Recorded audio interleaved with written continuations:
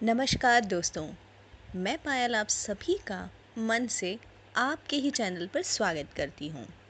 कहानियों का सिलसिला चलता रहे तो अच्छा लगता है और इसी सिलसिले को बढ़ाते हुए आज एक नई कहानी आपके सामने पेश कर रही हूँ। ये कहानी मैंने ही लिखी है, यानी आपकी अपनी पायल ने, और इसे आवाज़ भी मैं ही दे रही हूँ। दोस्तों की कहानियाँ मैंने अभी आपको सुनाई थी और आज मन किया कि अपनी लिखी कहानियाँ आपसे शेयर करूं। ये कहानी मेरी पिछले साल की कहानी है जो मैंने बहुत दिल से लिखी थी और मुझे लगता है कि आप में से कई लोग इस कहानी से रिलेट कर पाएंगे। चलिए ज़्यादा वक्त ज़ाया न करते हुए कहानी शुरू करते हैं। हमेशा की तरह कहानी का शीर्षक तो बताना पड़ेगा। कहानी का शीर्षक है लड़की वालों की इज्जत। जी हाँ, शीर्षक ही ऐसा है कि आप सभी को लगेगा कि चलिए कहानी सुन ही लेते हैं। तो चलिए शुरू करते हैं कहानी। जया की आज पग फेरे की रस्म थी। जया को लेने के लिए उसके पति आ रहे थे। जया के घर वालों ने न जाने कितने उपहार सजा कर रखे हुए थे। जया ने आश्चर्य से पूछा, अरे बाबा, इतने सारे उपहार किसके लिए हैं माँ?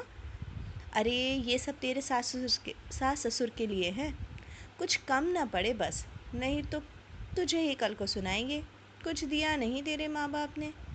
काम जल्दी जल्दी निपटाते हुए जया की माँ ने कहा।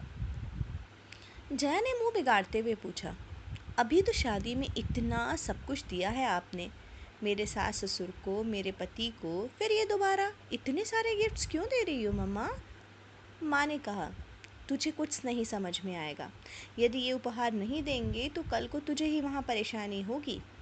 ताना मारेंगे कि लड़की वालों ने कुछ नहीं दिया। तू चुप रह, तू जल्दी जल्दी तैयार हो जा, ये सारे तोहफे मैं बाहर रख देती हूँ। जया के पति के आते ही उनकी बहुत अच्छे से मेहमान नवाजी की गई। जया की माँ ने कहीं कोई कमी नहीं छोड़ी थी। जया खुशी खुशी अपने पति के साथ अपने ससुराल आ गई।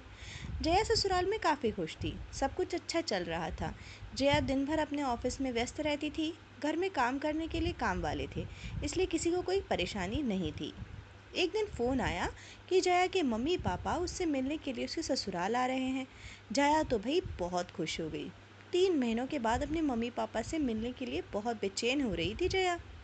उसने अपनी सास से कहा, मम्मी जी, मेरे मम्मी पापा आ रहे हैं। सास ने जवाब दिया, हाँ अच्छी बात है, आने दो, तुमसे मिलने आ रहे हैं, भाई मिल लेना जी भर के। जया ने अपनी बात को आगे बढ़ाते हुए कहा, मम्मी जी, मेरे मम्मी पापा आ रहे हैं तो उनके लिए कुछ तोहफे लेने जाएंगे ना हम? जया की सास ने अपनी आवाज़ को ऊंचा करते हुए कहा, तोहफे? तुम्हारे मम्मी पापा के लिए? भाई क्यों? जया ने अपनी बात फिर से मम्मी को समझाई कि मम्मी जी, जब मेरा पगफेरा हुआ था तब मेरे मम्मी ने आपके लिए तो कितने सारे तोहफे भेजे थे। अब वो यहाँ आ रहे हैं तो क्या आपको उन्हें कुछ नहीं देना चाहिए? जया की सास और बिगड़ गई और उन्होंने कहा, अरे लड़की वाले लड़के वालों को तोहफे देते हैं, कभी सुना है क्या कि लड़के वाले लड़की वालों को कुछ दे? बहू, तुम भी क्या उल्टी गंगा बहा रही हो? अपनी सास की बात सुनकर जया को इतना समझ में आ गया कि उसकी सास भी पुराने रीति रिवाजों को मानने वाली है कि भाई लड़के वाले हमेशा ऊपर और लड़की वाले नीचे। जया को लगा कि यह बात यहाँ बढ़ाकर कोई फ़ायदा नहीं, क्योंकि उसकी सास उसकी बात कभी समझ ही नहीं पाएगी। इसलिए उसने उस समय अपनी सास से कुछ भी नहीं कहा। 1 सप्ताह के बाद उसके मम्मी पापा आए तब उसने मेहमानों की तरह उनका बहुत अच्छे से स्वागत किया। इतनी आवभगत थी कि सब खुश हो गए। जब वे जाने लगे तब जया और जया के पति ने कमरे से जाकर कुछ तोहफे लेकर आए। जया ने कहा, मम्मी पापा, ये मेरे सास ससुर ने आपके लिए लिया है। जया की मम्मी ने कहा, अरे नहीं नहीं, हम लड़की वाले ये सब नहीं ले सकते। जया की सास दूसरी तरफ तो आग बबूला हो रही थी, लेकिन सबके सामने कुछ कह तो सकती नहीं थी। जया और जया के पति ने तोहफे रखने के लिए अपने मम्मी पापा को मना लिया। जया की माँ ने जाते जाते जया की सास से कहा, सचमुच मैं तो धन्य हो गई कि मेरी बेटी आपके घर बहू बनकर आई है। सचमुच बहन, आप कितनी खुले विचारों की हैं। पुराने रीति रिवाज नहीं मानती, वरना लड़के वाले कभी लड़की वालों को उपहार देते हैं क्या? मैं सबको बताऊंगी कि जया की सास कितनी अच्छी है। शायद आप जैसे लोगों को ही देखकर दूसरे सीख लें। बहन जी, ऐसा नहीं है कि हमें कुछ बात की कमी है, लेकिन लगता है कि रिश्ते दोनों तरफ से बराबर रहें तो कितना अच्छा हो। आज मैं पूरी तरह से निश्चिंत हो गई बहन जी कि मेरी बेटी ऐसे घर में है जहाँ उसकी सास इतना बड़ा दिल रखती है कि लड़की वालों को भी पूरा मान सम्मान देती है। ये सारी बातें सुनकर जया की सास मन ही मन खुद को दोषी मान रही थी। उसे लग रहा था कि काश उसने जया की बात मान ली होती तो आज ये झूठी तारीफ़ें सुनना नहीं पड़ती, बल्कि सच में उनकी तारीफ़ें होती। सभी जाने लगे। तभी जया की सास ने कहा, समधन जी ज़रा रुकिए, मुझे आपसे कुछ कहना है। जया के माता पिता रुके। तब जया की सास ने कहा, बहन जी, ये सारे तोहफे जो आपको जया और मेरे बेटे ने दिए हैं वो मैंने आपको नहीं दिए। ये सब कुछ जया ने ही खरीदा है और मेरा नाम देकर आपको दे रही है। मैं भी पुराने रीति रिवाज की ही हूँ। आप कह रही थी कि आपको लगता है कि मैं बड़े ख्याल की हूँ, बहुत अच्छे विचार हैं मेरे, पर नहीं, अब तक मेरे लिए भी लड़की वाले बस।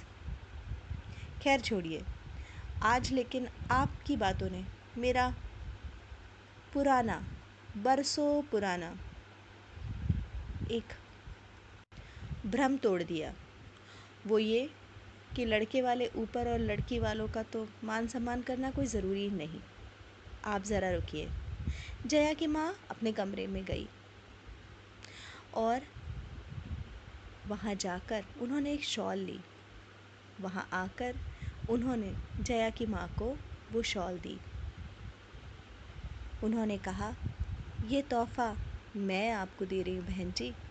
बाकी सारे तोहफ़े आप जया की तरफ से कबूल करिए, लेकिन ये शॉल आप जया की माँ की तरफ से, यानी कि उसकी सास। जी हाँ, आज से मैं हूँ जया की माँ, तो आप मेरी तरफ से ये शॉल ज़रूर कबूल करेंगी।